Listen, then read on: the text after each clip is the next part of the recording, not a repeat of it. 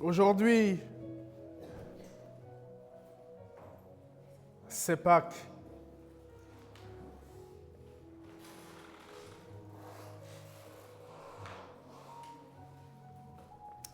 C'est Pâques et je le disais, que pour nous, chrétiens, il y a certains fondements de notre foi qui sont indiscutables.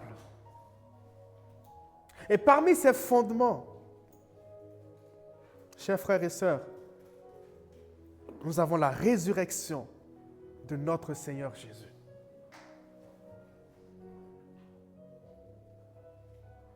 Et à chaque célébration de Pâques, nous nous rappelons de ce que notre Sauveur Jésus est venu ici-bas sur cette terre. Il a pris l'apparence humaine.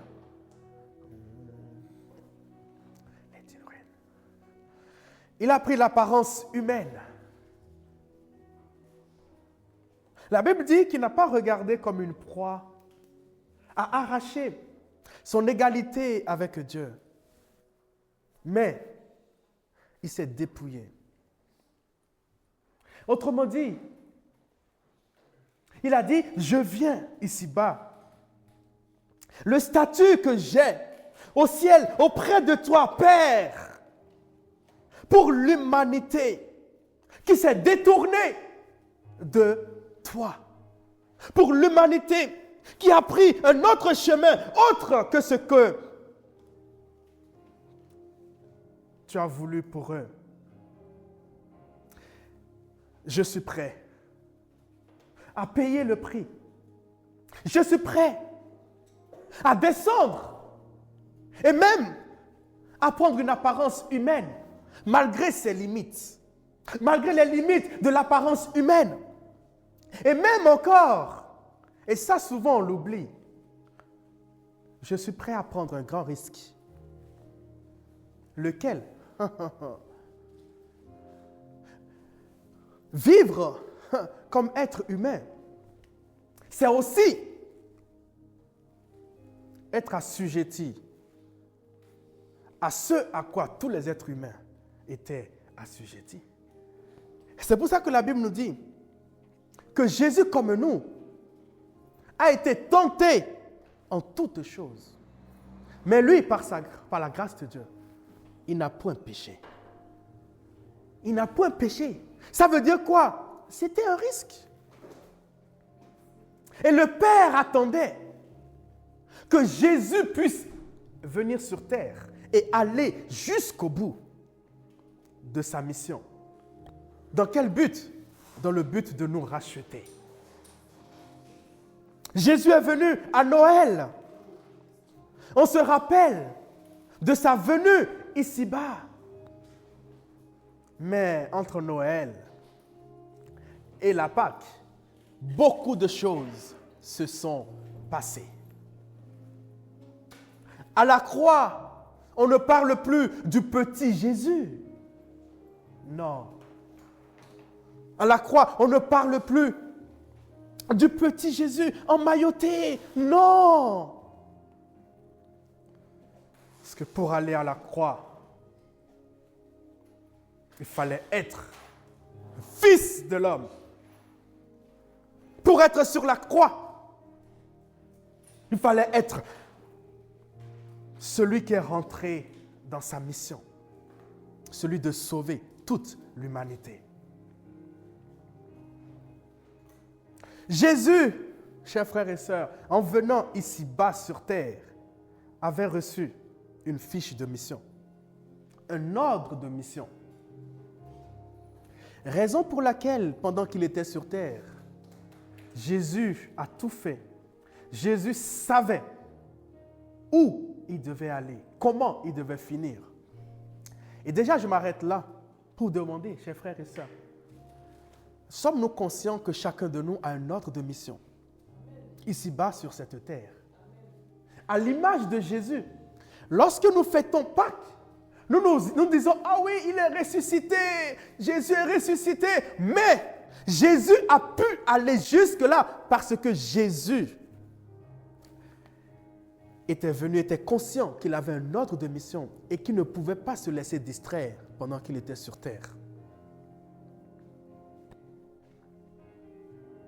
Es-tu conscient que tu as un ordre de mission?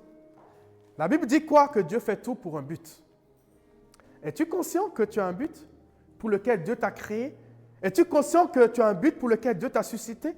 Es-tu conscient que si Dieu permet que tu sois dans cette ville à Chalon-sur-Saône en ce moment précis, c'est pour un but? Es-tu conscient de cela?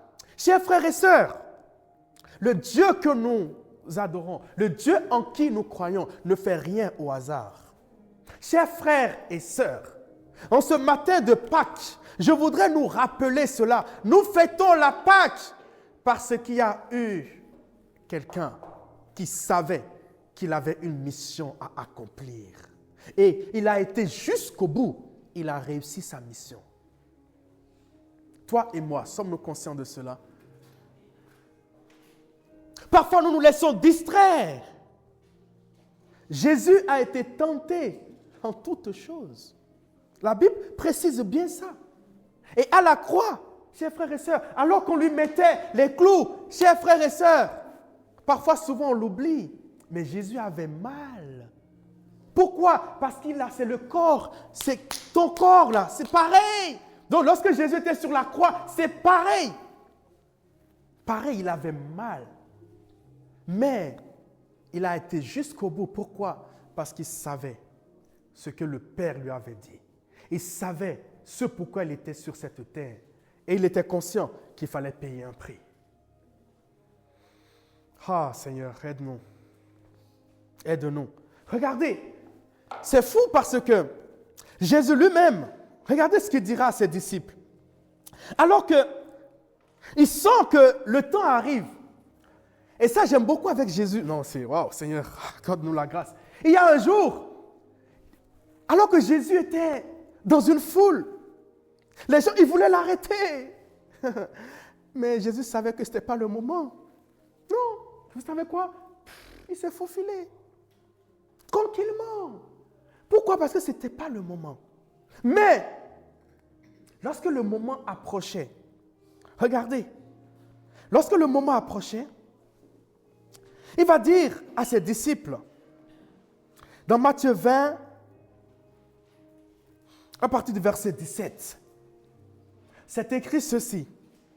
Pendant que Jésus montait à Jérusalem, il prit à part les 12 disciples et il leur dit en chemin, « Ah, mais Jésus, on a l'habitude de marcher souvent avec toi. » Mais là, cette fois-ci, il va leur dire, « Voici, nous montons à Jérusalem. Et le Fils de l'homme sera livré aux principaux sacrificateurs et aux scribes. Ils le condamneront à mort. Ils le livreront aux païens pour qu'ils se moquent de lui, le battent de verge et le crucifient. Et le troisième jour, il ressuscitera. » Oh, je ne sais pas vous, mais en lisant ça, j'ai dit, mais Seigneur, mais tout est clair là. Jésus va décrire exactement ce qu'il allait vivre. Ça revient à ce que je viens de dire tout à l'heure, chers frères et sœurs. Jésus savait ce pourquoi il est venu sur terre. Et Jésus était aussi conscient du prix à payer. Et là, ici, il expliquait aux disciples, première chose, le temps est venu. Maintenant, il dit, voici. Donc, ce voici-là, c'est maintenant. Maintenant, nous montons à Jérusalem et voici ce qui va se passer. Le Fils de l'homme sera livré aux sacrificateurs et aux scribes. Sera livré. Ok. Je n'ai pas envie d'aborder l'histoire avec les principaux sacrificateurs, tout ça. Bref. Mais ce qui est sûr, c'est qu'il va être livré. Et ceux à qui il sera livré vont le condamner. Mais lui, le saint, lui qui sait qu'il est innocent, lui-même va dire, ils vont me condamner. Et ce n'est pas fini.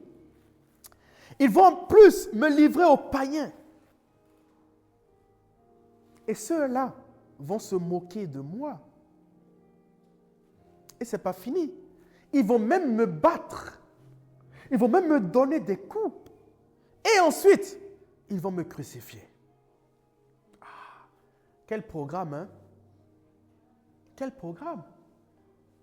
Lorsque tu entends ça en tant qu'être humain, et on comprend pourquoi à Gethsémane, la sueur de Jésus était comme des grumeaux de sang.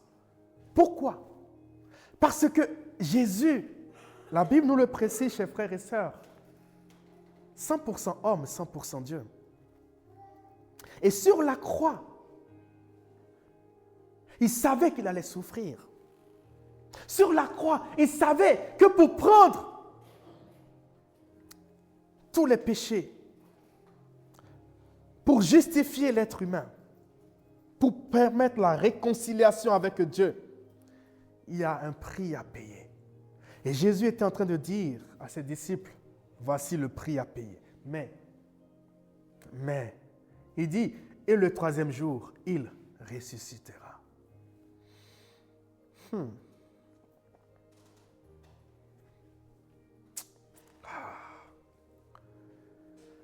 Souvent, on parle de la Pâque, mais on ne prend pas assez le temps de réaliser le prix que cela a coûté à Jésus.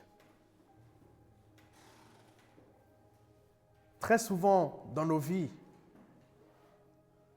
on peut vite crier injustice.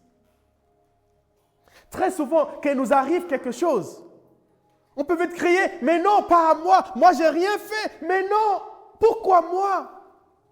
Alors que je ne méritais pas ce châtiment-là, mais pourquoi on me le fait? Mais non, c'est injuste, c'est injuste. Mais regardez Jésus, pour toi et pour moi, il a accepté cette injustice. Pour toi et pour moi, il était conscient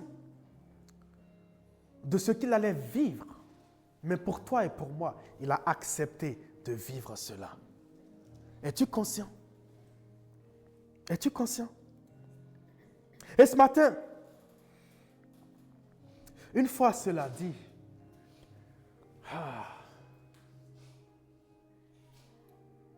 pourquoi? Parce que Jésus voulait manifester le plan de Dieu. Est-ce que pour que tu manifestes le plan de Dieu dans ta vie, tu es prêt à supporter l'injustice? Ce matin, c'est un message qui va nous challenger un tout petit peu, nous faire réfléchir. Est-ce que pour manifester le plan de Dieu dans ta vie, comme Jésus, notre modèle, est-ce que tu serais prêt, comme lui, à accepter aussi, regardez, l'humiliation? Ceux que tu es venu sauver, c'est eux-mêmes là qui vont te crucifier. Mais à la croix, tu vas dire, Père, pardonne-leur, car ils ne savent pas ce qu'ils font. Waouh! Je ne sais pas vous, mais en tout cas, moi, j'ai besoin de grandir. J'ai besoin de grandir dans cette dimension. Mais de dire, c'est pour Dieu. C'est pour manifester le plan de Dieu.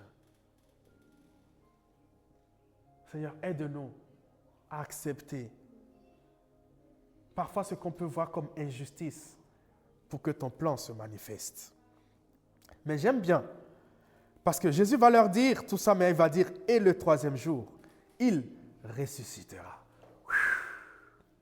Jésus est ressuscité. Je n'ai pas entendu. Jésus est ressuscité. Amen. Et ce matin, permettez-moi de prendre quelques minutes pour voir avec vous 5 choses que la croix nous montre. 5 choses. La première chose que la croix nous montre, chers frères et sœurs, avant d'aller, prenons même 1 Corinthiens 5, verset 7, qui dit « Faites disparaître le vieux levain, afin que vous soyez une pâte nouvelle, puisque vous êtes sans levain, car Christ, notre Pâque, a été immolé. » Christ est allé à la croix. Ça s'est passé réellement comme il a dit. Il est passé par plusieurs étapes. Il a payé le prix sur cette croix.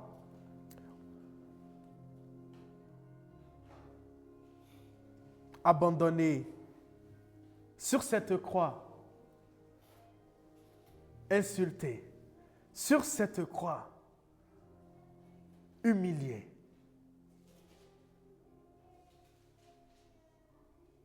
Mais le 3e jour, il est ressuscité. Mais tout cela, première chose, ce que la croix nous montre, chers frères et sœurs, c'est que Dieu nous aime. Première chose, c'est que la croix est la démonstration de l'amour de Dieu pour nous. 1 Corinthiens 15, verset 14 nous dit ceci. Et si Christ n'est pas ressuscité, notre prédication est donc vaine et votre foi est vaine. Qu'est-ce que cela veut dire?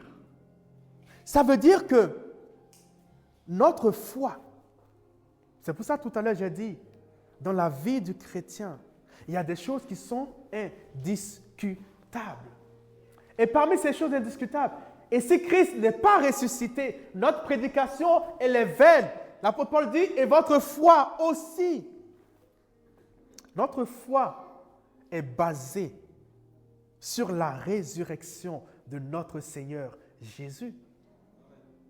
Parce que Jésus, la Bible nous dit, car Dieu a tant aimé le monde. Première chose, il a tant aimé le monde qu'il a fait quoi? Envoyer son Fils.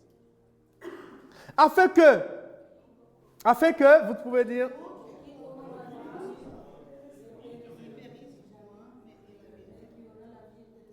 Amen. Afin que quiconque croit en lui ne périsse point, mais qu'il ait la vie éternelle. Pour quelle raison? Car Dieu a tant aimé. Autrement dit, la croix est la démonstration de l'amour de Dieu pour nous. Et c'est sur ça que nous basons notre foi. Je fais une parenthèse, chers frères et sœurs, il y a des fondements.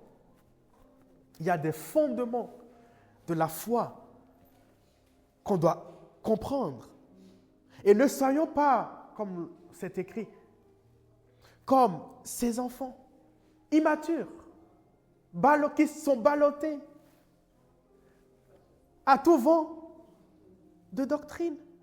Quand on dit ici, ah oui, ça je ne savais pas, alors ça aussi, ah oui, ceci, cela. Il y a des fondements pour notre foi chrétienne. Et notre évangile doit être christocentrique. C'est bon, je peux parler ce matin? Notre évangile doit être christocentrique, c'est-à-dire basé sur Christ. C'est bon? Christ au centre de notre foi.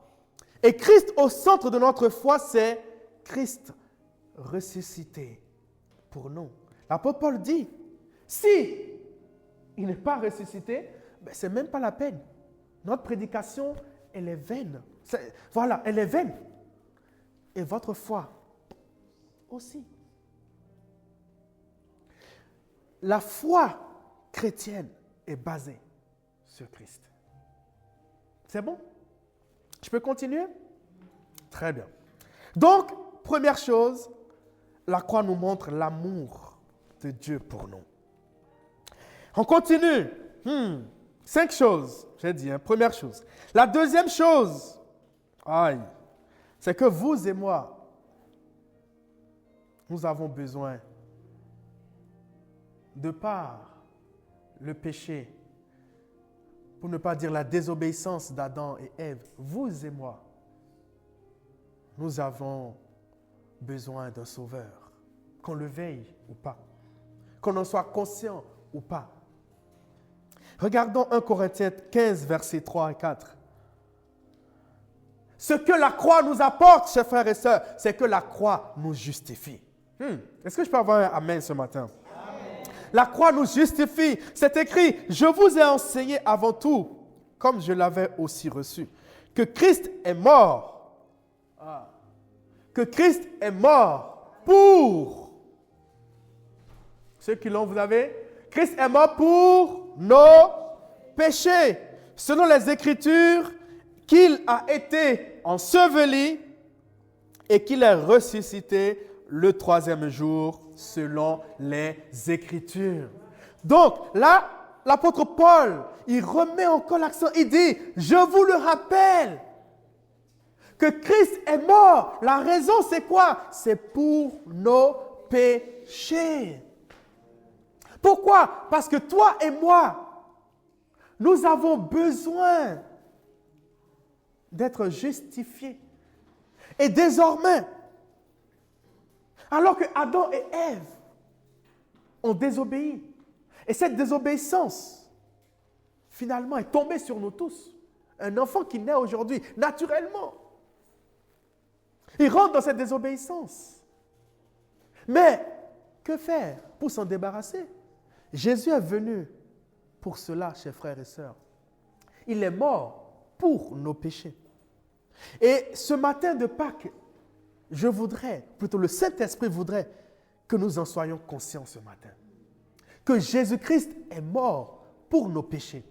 Jésus-Christ est mort pour tes péchés. Peu importe tes péchés du passé, peu importe tes péchés d'hier, peu importe tes péchés, mais j'ai envie de te dire ce matin que Jésus-Christ est mort pour toi. Est-ce que tu peux dire ce matin, Jésus-Christ est mort pour moi? Jésus-Christ est mort pour moi. On va être plus précis. Jésus-Christ est mort pour mes péchés. Jésus-Christ est mort pour mes péchés. Yes, Jésus-Christ est mort pour nos péchés. Et l'apôtre Paul continue et dit, il a été enseveli et ensuite il est ressuscité. Amen. Galates 3, verset 13. Wow, regardons. Donc, première chose, Jésus-Christ est mort pour nos péchés. Mais ça veut dire quoi, il est mort pour nos péchés? C'est-à-dire, en Christ, désormais, nous sommes pardonnés. Ça veut dire qu'en Christ, désormais, nous sommes justifiés. Permettez-moi, justifier, ça ne veut pas dire que maintenant, je peux pécher comme je veux.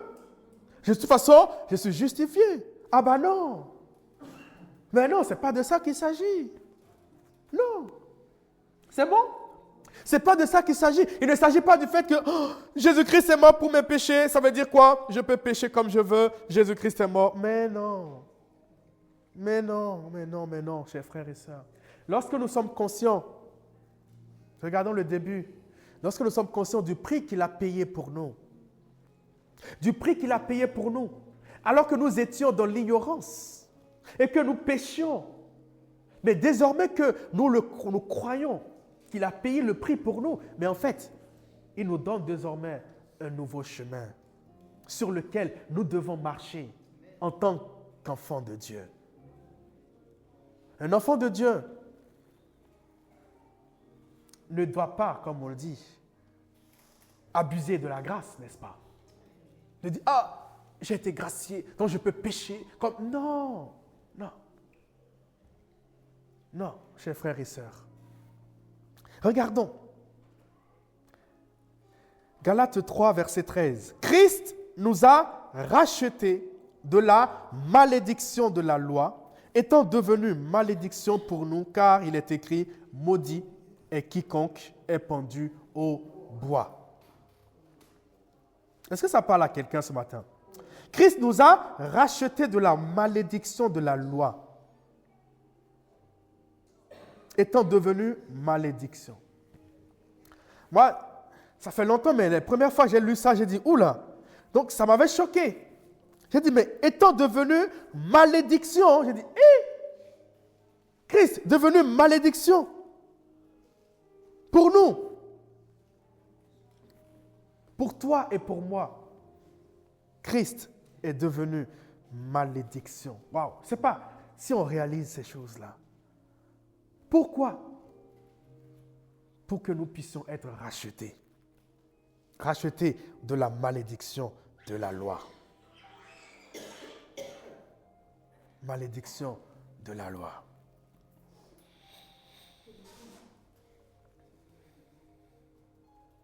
Continuons. 2 Corinthiens 8, verset 9. On va lire pas mal de versets aujourd'hui. Car vous connaissez la grâce de notre Seigneur Jésus-Christ, qui pour vous s'est fait pauvre, de riche qu'il était, afin que par sa pauvreté, vous fussiez enrichis. Tout ça à la croix. Tout ça à la croix. À la croix, chers frères et sœurs, c'est écrit, il s'est fait pauvre, de riche qu'il était, afin que par sa pauvreté, nous soyons enrichis. Est-ce que nous croyons cela?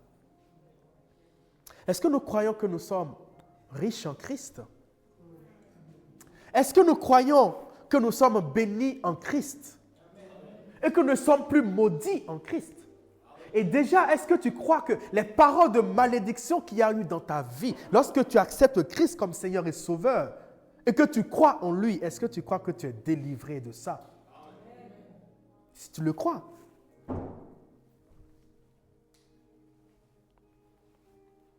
Troisième chose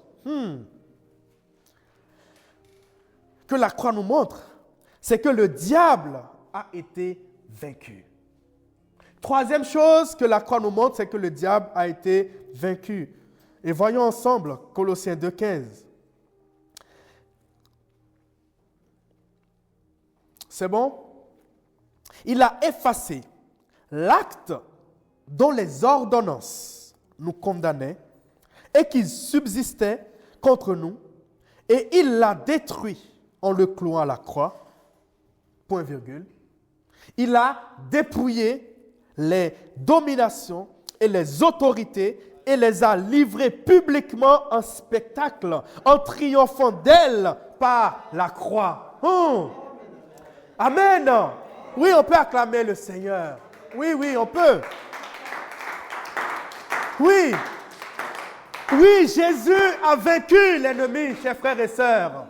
En tant que chrétiens, lorsque nous croyons que Jésus est ressuscité, vous savez quoi? Nous devons marcher dans la victoire. Parce que nous savons que notre Seigneur a déjà vaincu l'ennemi et que nous marchons dans la victoire de notre Seigneur Jésus-Christ. Lui, devant qui aucun démon de l'enfer ne peut tenir. Pourquoi? La Bible nous dit qu'il a dépouillé. Dépouiller les dominations. Dépouiller, c'est quoi? Permettez-moi juste de m'arrêter un instant là. Jesus. Écoutez, suivez bien là. Lorsqu'on dit on dépouille quelqu'un, ça veut dire quoi? On lui enlève. On lui enlève tout. OK? Ça veut dire quoi? Les dominations, les autorités, ils avaient des choses qu'il fallait que Jésus enlève. Ils avaient des choses qu'il fallait que Jésus enlève. Lorsque Adam et Ève ont péché, ils ont donné des choses à l'ennemi qui permettaient à l'ennemi d'avoir accès et le pouvoir sur leur vie. Et lorsque Jésus, il vient dans la place, il dit non, je suis venu récupérer tout ce que Adam et Ève vous ont donné là, en désobéissant, je viens vous dépouiller. Tout ce qui faisait votre force là, contre les humains, je viens vous dépouiller. Je viens récupérer tout cela. Et puis, est-ce qu'il y a quelqu'un qui commence à comprendre? Non! Il dit, je viens vous dépouiller. Et là, ça me fait... Parce qu'il dit, les dominations dominent. Pourquoi? Parce qu'ils avaient des choses. Et Jésus vient et dit, non, je vais vous dépouiller. Toute l'autorité que l'être humain devait avoir, que vous avez récupéré, je viens reprendre ça. Et je viens redonner cela à l'être humain. Je viens vous dépouiller. Toutes les bénédictions que l'être humain devrait avoir et que vous bloquez. Ah, allez, tu me remets ça. Tu me remets. Je donne ça à l'être humain. Tout. Allez, tu me donnes tout. Tu me donnes tout. Tu me donnes tout. Et Jésus les a dépouillés. Est-ce que tu le crois ce matin? Très souvent, l'ennemi viendra nous faire croire qu'il est toujours grand, qu'il est toujours puissant. Non. Devant notre Dieu, il n'est pas puissant. Pourquoi? Il a été dépouillé. Dépouillé. Il a dépouillé les dominations et les autorités. Mais quand tu dépouilles quelqu'un comme ça veut dire quoi? Ben finalement, ce qui faisait la force de la personne, ben tu l'as pris. Ce qui lui permettait d'agir, ben tu l'as pris. Et finalement, cette personne se retrouve honteux, zéro pointé, livré en spectacle. Et c'est ça, il dit, il les a dépouillés, les a livrés publiquement en spectacle, en triomphant d'elle par la croix. Donc, par la croix, chers frères et sœurs, Jésus a dépouillé les dominations et les autorités. Mais là où ça devient intéressant, vous savez quoi? Ce qu'il a récupéré là, il a donné à l'être humain. L'autorité que Dieu nous a donnée dès le début, ce que Adam et Ève ont perdu, Jésus est venu. Il dit, alors homme là, reprend l'autorité. Alors homme là, reprend la domination. Alors homme là, reprend.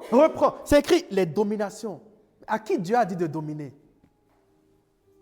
Non, répondez, ce n'est pas un piège. À qui Dieu a dit de dominer la création? À l'homme.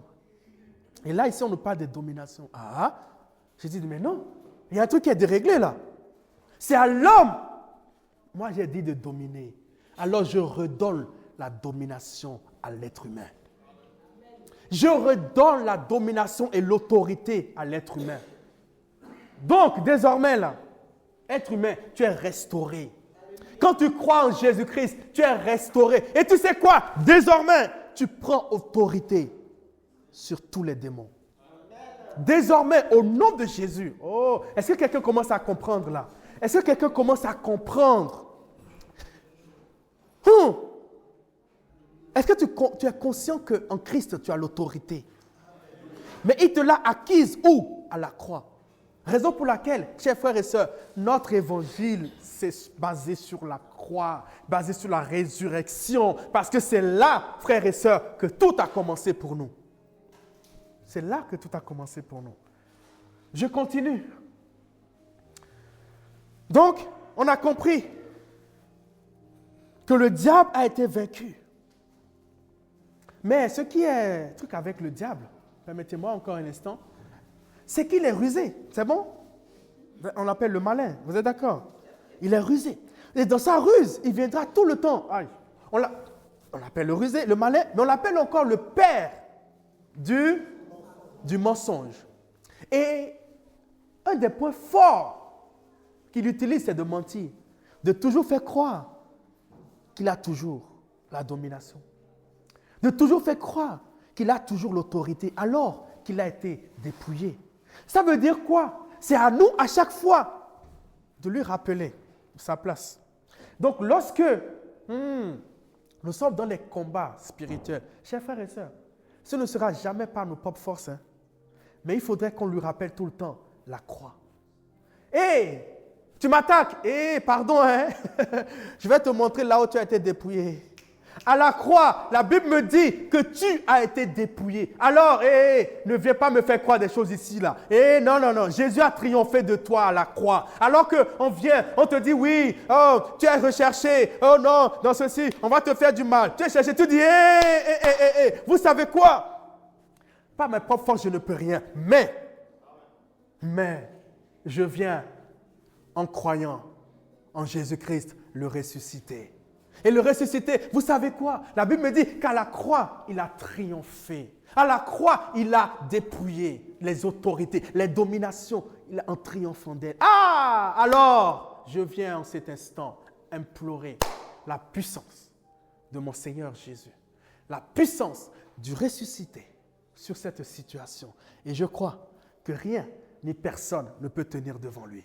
La Bible dit que tout genou fléchit devant lui, sur la terre, dans les cieux et sous la terre. Est-ce qu'on le croit ce matin?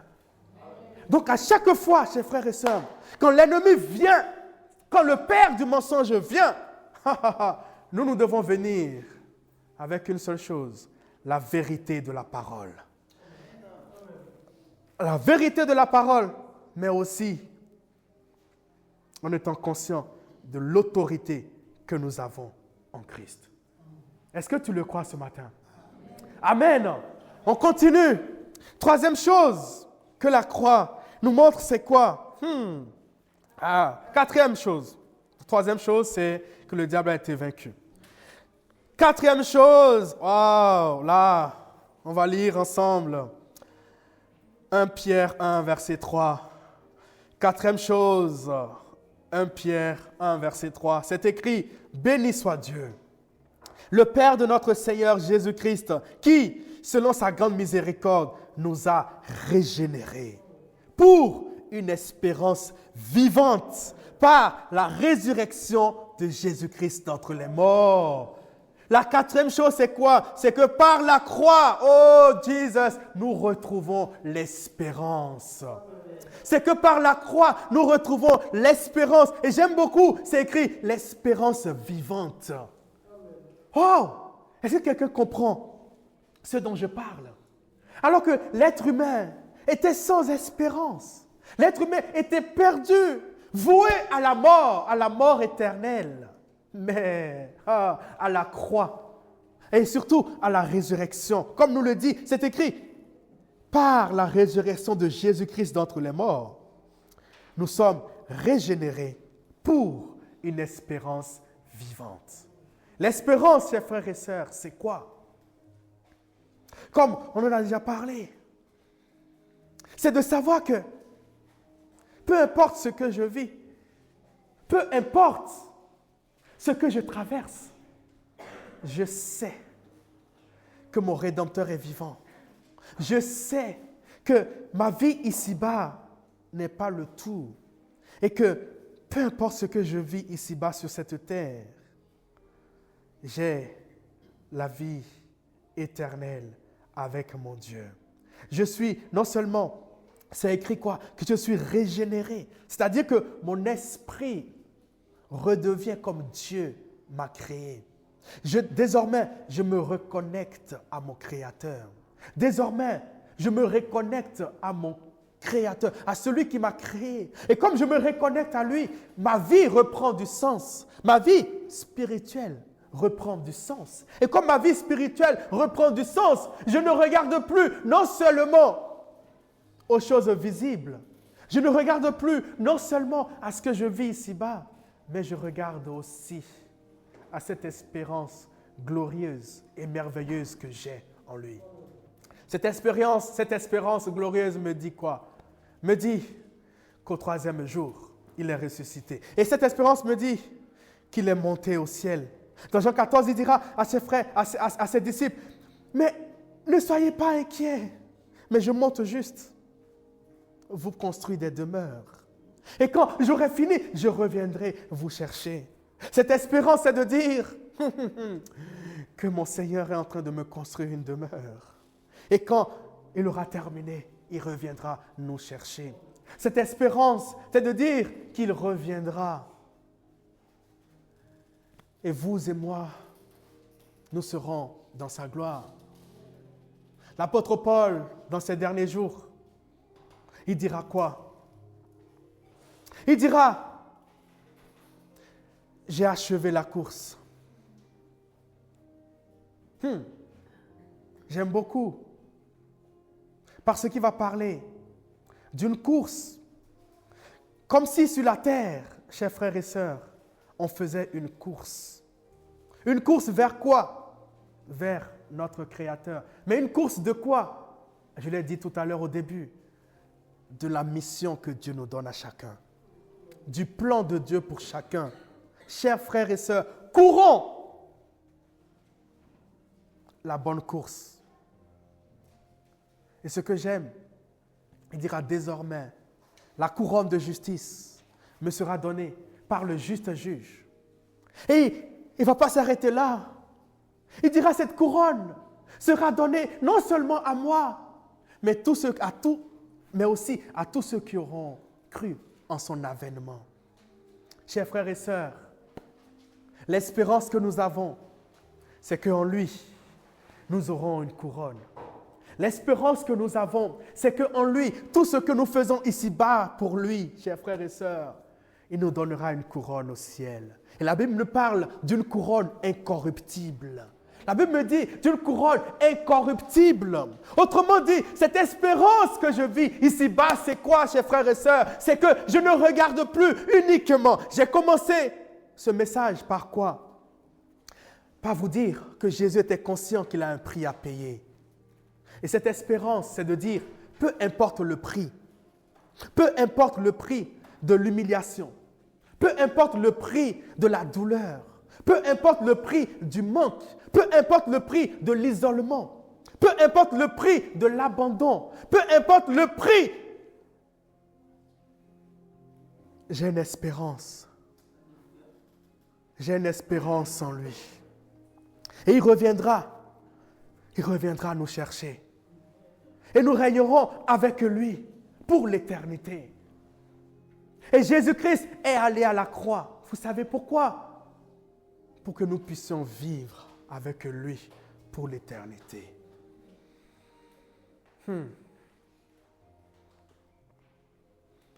Es-tu conscient? Je finis rapidement avec le 5e point. C'est que par sa mort et sa résurrection, nous avons la vie. Jésus dit, je suis le chemin, la résurrection et la vie. Celui qui croit en moi vivra. Regardez, j'aime beaucoup. Dans Jean 11, je n'ai pas de la référence, Jean 11, verset 25 vers 26, il dit, quand même il sera mort, et quiconque vit et croit en moi ne mourra jamais. Quiconque croit en moi ne mourra jamais. Et ça, c'est beau. Ça, c'est merveilleux. Alors que la mort est entrée par un seul homme, la résurrection, la vie est aussi venue par un seul homme, notre Seigneur Jésus-Christ. Ce matin, est-ce qu'on peut juste prendre le temps ce matin de dire merci à notre Seigneur Jésus? De lui dire que notre espérance se trouve uniquement en lui. Et que par sa mort, nous avons la vie. Et si tu es là ce matin et que tu n'as pas encore donné ta vie au Seigneur Jésus, si tu es là ce matin et tu ne sais pas encore où est-ce que tu en es, ce matin, j'aimerais te dire que c'est en Jésus uniquement qu'il y a la vie. Parce qu'il dit qu'il est le chemin, la vérité et la vie. Alors ce matin, si tu veux faire l'expérience d'avoir cette espérance en Jésus, là où tu es, pose juste ta main sur ton cœur. Pose ta main sur ton cœur. Si ce matin, alors que tu as entendu ce message, tu te dis, mais moi je ne sais pas encore trop de quoi vous parler parce que je n'ai pas encore accepté Jésus. Non, ce matin, c'est une occasion en or pour toi. Une occasion en or pour l'accepter. Une occasion en or pour que désormais l'autorité soit tienne, parce que Jésus-Christ te redonne l'autorité à la croix. Pour désormais avoir la résurrection. La Bible dit qu'il nous a donné la puissance de la résurrection. Veux-tu avoir la vie en Christ? Veux-tu, comme on l'a lu, être racheté de la malédiction de la loi? Veux-tu être justifié? Et j'aimerais te dire que Jésus-Christ a été à la croix pour toi. Tout ce dont on a parlé là, tout ce qu'il a vécu, cette humiliation, on l'a battu, tout ça, c'était pour toi. Pourquoi? Parce qu'il t'aime tellement. Alors ce matin, si tu veux lui donner ta vie, juste fais cette prière avec moi. Seigneur Jésus, je te remercie pour ton immense amour à mon égard. Pour cela, tu as été jusqu'à la croix pour moi, pour que j'aie la vie en toi. Alors Seigneur Jésus, aujourd'hui je fais le choix de croire en toi comme mon Sauveur et comme mon Seigneur. Conduis-moi sur ton chemin. Conduis-moi sur cette espérance que nous avons en toi. Je crois que tu es le Fils de Dieu, envoyé par le Père, payer le prix de ma désobéissance. Mais aujourd'hui, je crois qu'en toi, je suis justifié.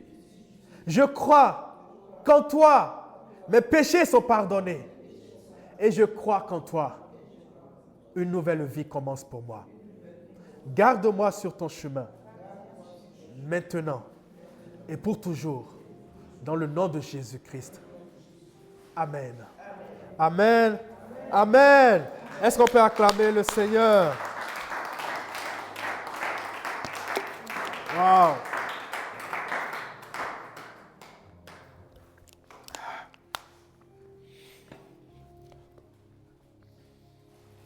Continuons. Continuons ce moment où nous allons prendre la Sainte Seine ensemble.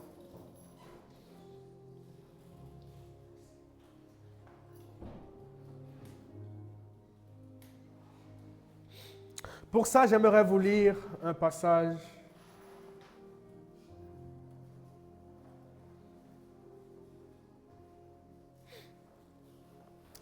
Luc 22, à partir du verset...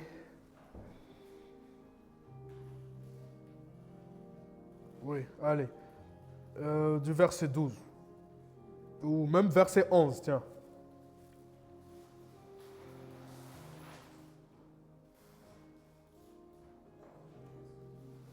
Ou même...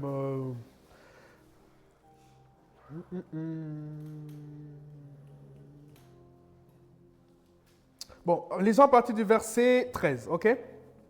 Ils partirent et trouvèrent les choses comme il le leur avait dit. Et ils préparèrent la Pâque. L'heure était venue, il se mit à table et les apôtres avec lui. Il leur dit, « J'ai désiré vivement manger cette Pâque avec vous avant de souffrir. Car, je vous le dis, je ne la mangerai plus jusqu'à ce qu'elle soit accomplie dans le royaume de Dieu. » Et ayant pris une coupe et rendu grâce, il dit, « Prenez cette coupe et distribuez-la entre vous. Car, je vous le dis, je ne boirai plus désormais du fruit de la vigne jusqu'à ce que le royaume de Dieu soit venu. » Verset 19. Ensuite, il prit du pain Et après avoir rendu grâce, il le rompit et le leur donna en disant, « Ceci est mon corps qui est donné pour vous. Faites ceci en mémoire de moi. » Il prit de même la coupe après le souper et la leur donna en disant, « Cette coupe est la nouvelle alliance en mon sang qui est répandue pour vous. » Ce matin,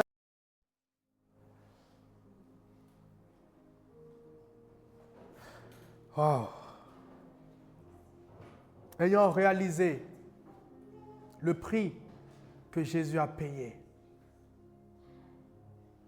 ce matin, on va prendre la scène ensemble où Jésus dit, « Faites ceci en mémoire de moi. » On a compris ce matin que Jésus, par son amour, a été jusqu'à la croix pour nous. On a compris que Jésus a dépouillé l'ennemi. Et on a compris aussi que Jésus nous donne quoi? Une espérance nouvelle en lui. Et on a aussi compris que désormais, nous sommes justifiés, pardonnés, et que le sang de Jésus-Christ nous lave de tous nos péchés. Ce matin, en prenant cette scène, on veut réaliser l'œuvre achevée de Christ à la croix pour nous. Ce matin, Père, on te bénit. On te dit merci. En ce jour de Pâques, où nous nous rappelons que ton corps a été livré, meurtri pour nous. Ce matin de Pâques, nous nous rappelons que ton sang a été versé pour que nous soyons en toi plus blancs que neige, pour que nous soyons purifiés, lavés de tous nos péchés. Père, merci de ce qu'en Jésus-Christ, nous avons une nouvelle alliance. Cette alliance de vie éternelle. Cette alliance qui brise, qui nous rachète de la malédiction de la loi et qui nous inscrit dans ta divine grâce. Ce matin, nous voulons te louer, te célébrer. Nous voulons te louer, t'adorer pour le prix que tu as payé. Merci de ce qu'en prenant ce matin ce pain et ce vin, nous croyons que nous sommes restaurés en toi. Sois béni, Père.